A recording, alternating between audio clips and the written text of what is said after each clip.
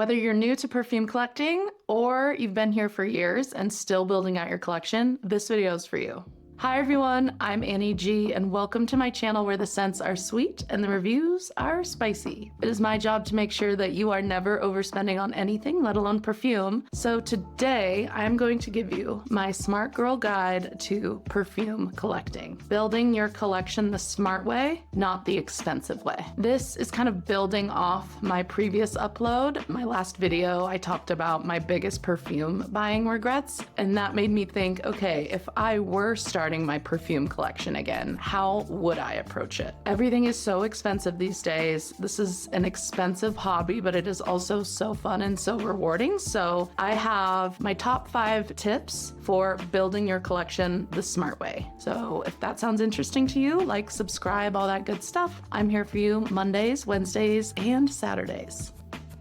Okay, and let's talk about the smart way to build a perfume collection. Number 1, start with categories, not scent profiles. What do I mean by categories? I mean, start by finding perfumes that fit certain scenarios, a fresh everyday maybe, and then a sexy date night, cozy signature scent. I've found that buying for categories rather than scent profiles helps prevent you from buying too much of one scent profile or one note. For example, when I started collecting, I dove headfirst into vanilla. And I love vanilla. So I was like, oh my God, vanilla this, I love vanilla. So then all I was doing was sampling vanilla perfumes. And then the next thing you know, I have 25 different vanillas. And honestly, how many vanillas do you really need? Do you know what I mean? I wish I would have looked for my favorite scent to wear to work, and then my favorite scent to wear out on a date. So then that way you have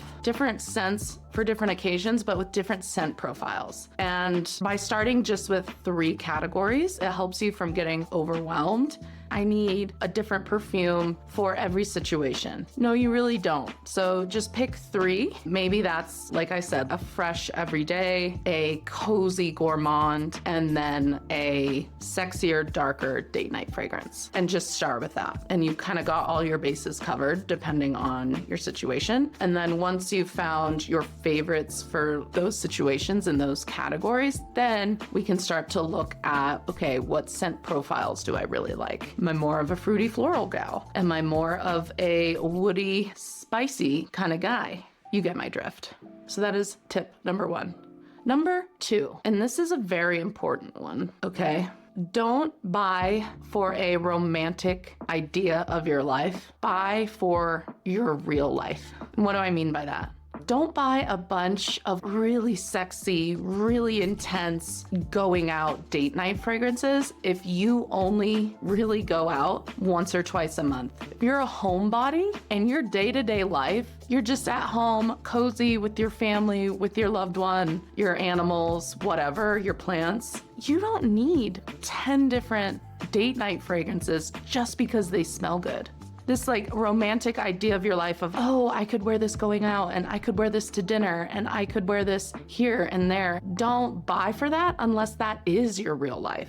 If you work from home, you might not need 20 really professional, chic, put together office fragrances if you're literally just at home by yourself every day. I would buy more cozy, comforting, maybe soothing, relaxing type scents because that's what I'm doing on the day-to-day. I'm working from home. I want to keep things cozy and relaxed. I don't need to be smelling super bossy and super put together unless I want to. And then in that case, maybe I have 1 or 2. Do you know what I mean? Or like, don't buy a bunch of tropical vacation fragrances if you're only going on 1 or 2 big trips a year. Don't romanticize your life and say, oh, I love this scent and I could wear it here and I could do this. And it's like, yeah, maybe, but do you actually do that a lot? And so maybe you don't need a full bottle of that fragrance. Maybe you just need a little 5 ml decant. Then you can whip it out when and if that situation arises. But I find that we tend to romanticize our lives when we get really excited about something and we talk ourselves into buying it. But with perfume, especially when you're starting out and building your collection, buy perfumes that suit how you live your life. Maybe you're super outdoorsy or you're very active and you're sweating a lot and so you shower a lot.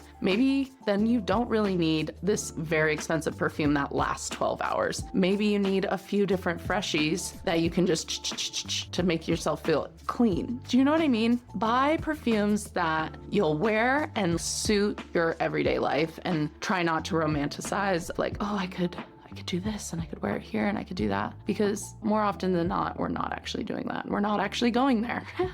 And then these perfumes, these full bottles just sit on the shelf and you just like pick them up to smell them every once in a while. So that's when we can really get into trouble as collectors, is when we start buying just to buy for this maybe once occasion, this might happen occasion, when really the joy is being able to use your perfumes. And so only buy perfumes that you could see yourself consistently using. So then that way you're not wasting money and you're making really good, smart investments in different fragrances.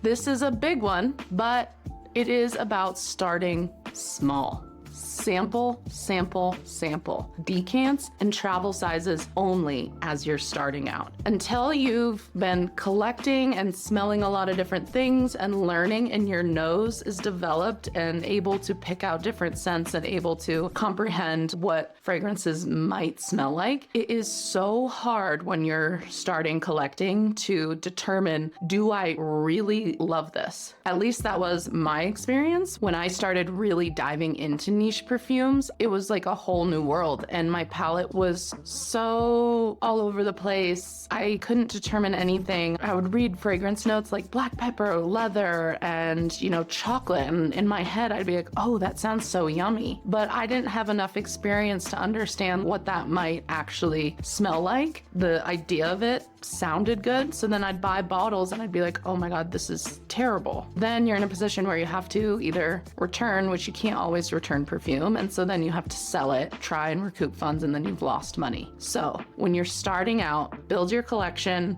buy samples first, buy decants first, and use them up to determine if you are actually going to wear them, use them, love them, enjoy them, and if you want to then invest in a full bottle. I would even buy the travel size and then see if you're going to get through that first. You do not need to be buying 100 ml bottles out the gate. 30, 50 ml even is plenty. I mean, I have yet to ever go through a full bottle of perfume. And I've been doing this for 3 years, really seriously, haven't gone through a full bottle. And I wish I had just gone with the smaller sizes of everything, because then I could have, for the same price, bought more different kinds of perfumes to then be able to experiment and really dial in my taste, my preferences, and really build a collection that was curated, meaningful, and full of variety. So that is number 3. Number 4, budgeting.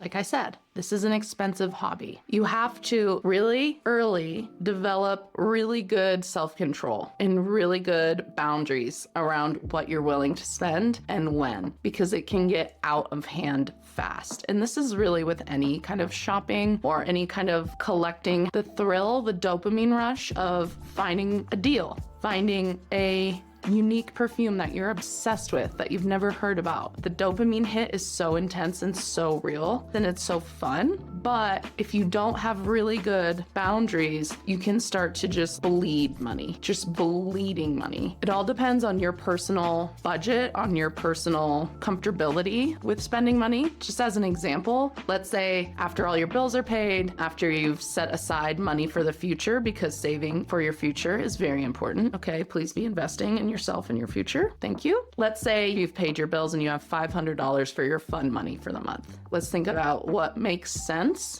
to devote to this hobby. If it were me, I would do $50 towards samples. So then that way I can keep trying a variety of things. Samples you can usually get very affordably, especially if you can find coupon codes on, the different decant websites. $50 towards samples, and then maybe allow yourself one full bottle purchase a month, something like that. Do you get my drift? And so then you're still allowing yourself to enjoy and experience and participate in the hobby and grow your collection, but there are really nice, comfortable boundaries around it so that you're never getting out of hand. I wish I had done that, because then it's more exciting. Like, okay, what's gonna be my full bottle this month? I get one full bottle this month. It really makes you be intentional, really makes you think about, why am I buying this? Where am I buying this? Will I use it? Is it worth being my one full bottle for the month? And then it obviously is just healthier for your bank account. And then you build a slower, more intentional collection that you really love and you really use. Budgeting, I think,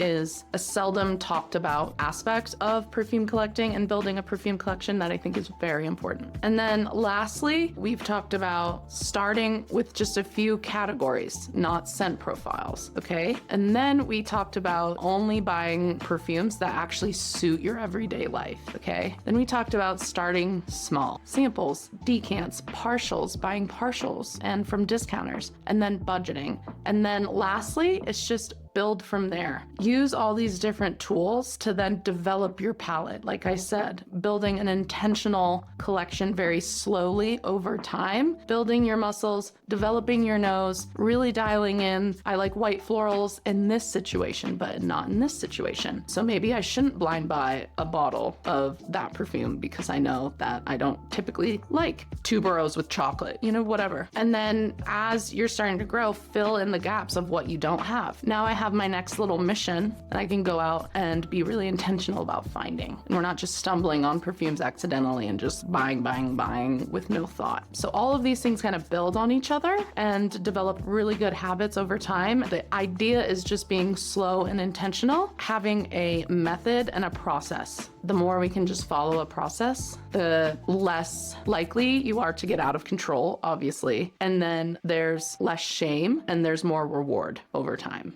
Thank you so much for listening to my soapbox about healthy perfume buying habits. And I have to say, this is all from things I did not do. Sometimes you have to learn the hard way, and I definitely did with my collection. And so now I'm in a position where I'm looking at my collection holistically and saying, okay, I have so many spicy vanillas, and how many do I really need? I wish I had had someone tell me these tips and tricks when I was starting. So that's why I wanted to make this video. I don't mean to preach or anything. I just, from my experience and my regrets, these are my best ideas of how to build a smart perfume collection. So let me know down below, what other tips and tricks for building a perfume collection do you have? What has worked really well for you? What hasn't worked really well for you that you kind of regret? Go watch my video from last week if that's interesting. And yeah, thank you so much for watching. I'll see you in my next one. Okay, bye.